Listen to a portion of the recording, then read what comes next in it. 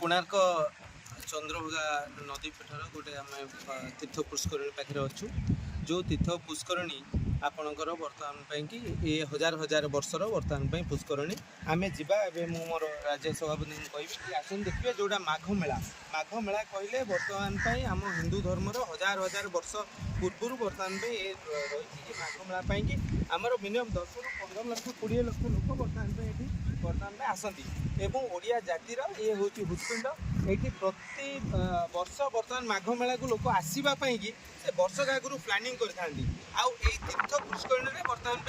तीन ठाकुर आमर ये आसिक बर्तमान स्नान कलापर लोक ये कहते विश्वास रही कि आप जो देखुं बर्तमान पूरा दीर्घ जो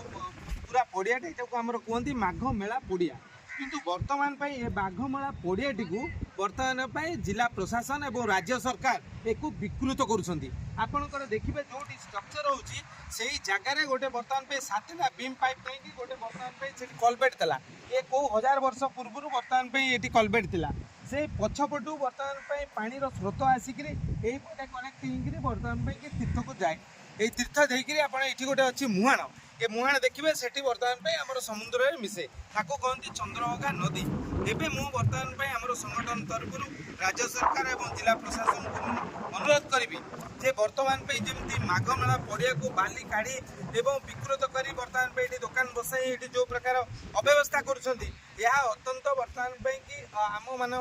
परिवेश अत्यंत बर्तमान दुखदायक घटना तेणु मुझे आशा करी जिला प्रशासन ये जो विकृत मानसिकता बर्तमान चिंता करुच्ची एक तुरंत बंद कर ये परिवेश एवं जो धर्मर जो आस्थार जो हिंदू धर्मर आस्थार बर्तमान जो प्रतीक माघ मेला से पड़िया को संपूर्ण भाव खाली करा जोटि बर्तमान आमर सुकुआ डालमा हुए से सुकुआ डालमा बर्तमान ये फेर पुनर्जीवित हम आशा रखुची जिला प्रशासन सुधीर जाऊ।